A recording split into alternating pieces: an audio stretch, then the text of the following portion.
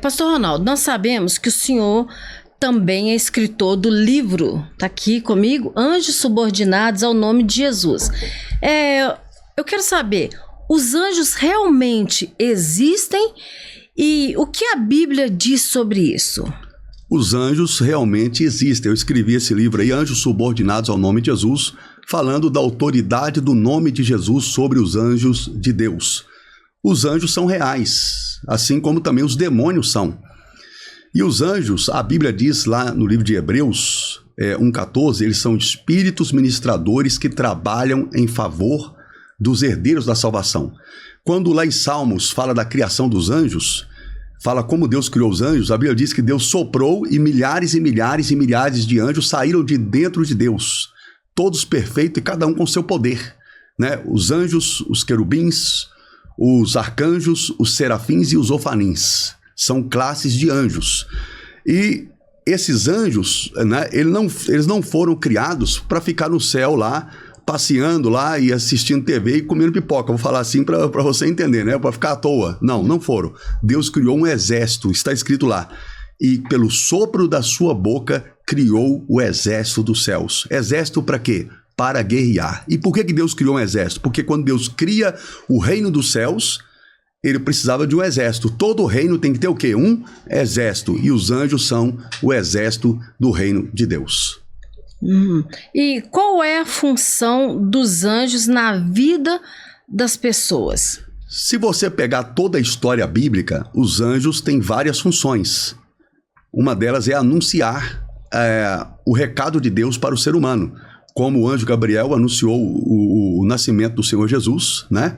Ele anunciou, veio para Maria ali e falou com ela o nascimento do Senhor Jesus. A Bíblia fala também que um anjo visita a mãe de Sansão e diz que ela teria um filho e que esse filho seria poderoso, tá? E aí o esposo dela duvida e diz, não, se você viu o anjo, eu quero ver também. E o anjo vai lá e aparece para ele também, para o pai de Sansão, e fala que eles teriam um filho que seria um libertador ali, um juiz, né? Um libertador de Israel. Então os anjos têm várias funções, mas os anjos não têm só essa função de anunciar, eles são também exército, como eu disse. Você pode orar para que o anjo de Deus destrua uma obra maligna, uma obra de feitiçaria. Por exemplo, no meu livro Anjos Subordinados ao Nome de Jesus, eu falo sobre o anjo que tem autoridade sobre o fogo. Lá em Apocalipse fala sobre esse anjo. Em Apocalipse também fala sobre o anjo que tem autoridade sobre as águas. Fala sobre o anjo que tem autoridade sobre os ventos. Ou seja, Deus tem anjos agindo em toda a esfera da criação humana.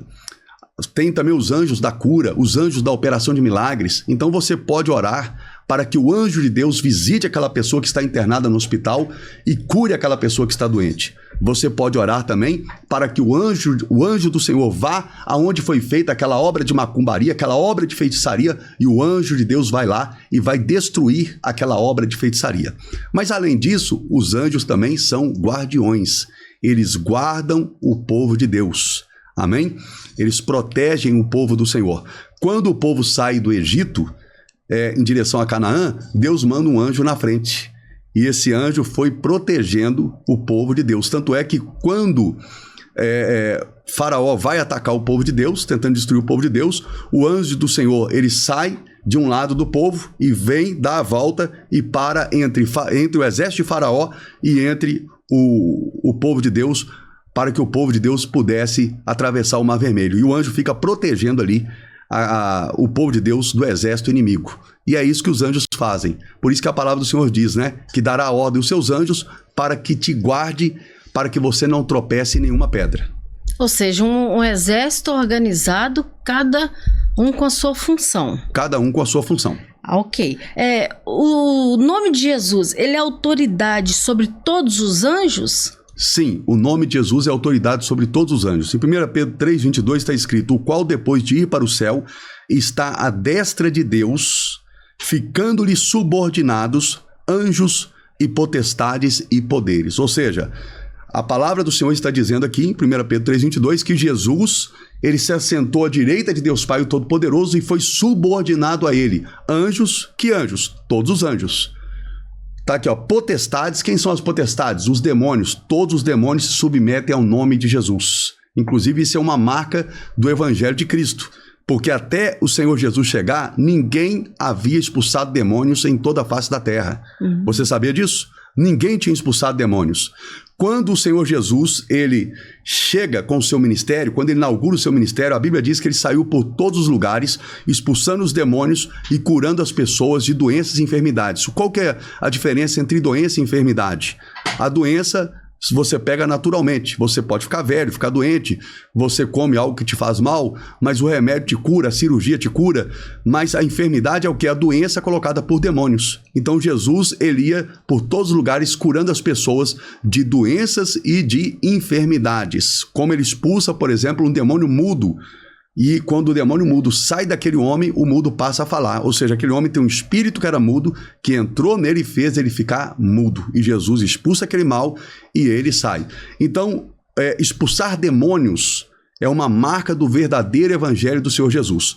Jesus estava expulsou esse demônio mudo, e aí os fariseus disseram para ele, você expulsa demônio por Belzebu, ou Belzevúvio, o senhor das moscas, o maioral dos demônios. Jesus disse, não. Eu não expulso o demônio por Belzebu, eu expulso o demônio pelo dedo de Deus. E se eu expulso o demônio pelo dedo de Deus, então é chegado a vocês o reino de Deus. Ou seja, se você vai num lugar que expulsa demônios, é a prova de que o reino de Deus está naquele lugar. Porque o evangelho falso não tem essa autoridade, outras religiões não têm essa autoridade. Essa autoridade, ela é dada somente ao nome de Jesus. Então, o nome de Jesus é autoridade sobre os anjos. Você pode orar e dizer, anjo do Senhor, em nome de Jesus, vá lá e cure essa pessoa.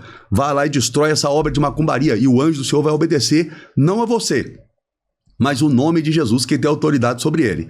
E também os demônios. Você vai orar e vai dizer, demônio, eu te amarro em nome de Jesus, sai do corpo dessa pessoa, vai embora. E o demônio vai sair, porque ele vai obedecer ao nome de Jesus. Mas o nome de Jesus, como está escrito aqui em 1 Pedro 3,22, é autoridade sobre anjos, potestades e também poderes. Todos os poderes no céu, na terra e debaixo da terra foi dado ao nome de Jesus. Poder do Espírito Santo, poder da unção, poder do fortalecimento e outros poderes. Todo o poder que Deus tem foi dado ao nome de Jesus. Ah, tá, ok. Pastor, uma dúvida que isso aí muita gente tem. Todo ser humano, ele tem um anjo da guarda? Ou só determinada pessoa? Ou só as crianças? Porque eu já ouvi muitas pessoas falar assim, as crianças têm um anjo da guarda, mas o adulto não. Então me tira dessa dúvida, que é a dúvida também, eu sei que não só a minha, mas de muita gente. Todos têm um anjo da guarda? Olha, primeiro vamos dividir as crianças dos adultos, porque delas são o reino dos céus. Tá ok? Jesus falou, deixai vir as minhas criancinhas, porque dela é o reino dos céus. E se você não se tornar como uma criança, você não entrará no céu. Tá ok? Então a criança até 7 anos, ela está no tempo da inocência.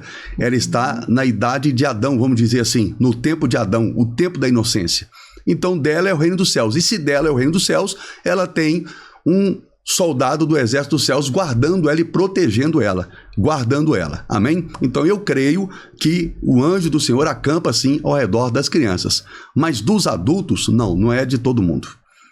Isso não é uma verdade máxima, por quê? Porque a palavra do Senhor diz que o anjo do Senhor acampa ao redor daquele que teme a Deus.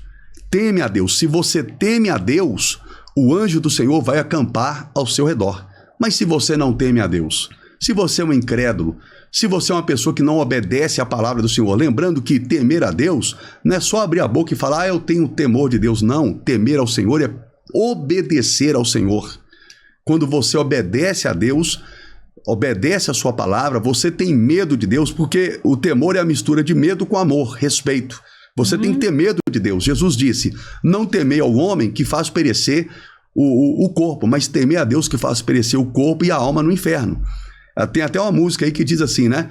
Se eu for servir a Deus por causa de medo, eu prefiro ir para o inferno. Essa música está totalmente errada. É uma música de um cantor famoso aí, gospel. Eu não vou citar o nome dele aqui. Mas o que acontece?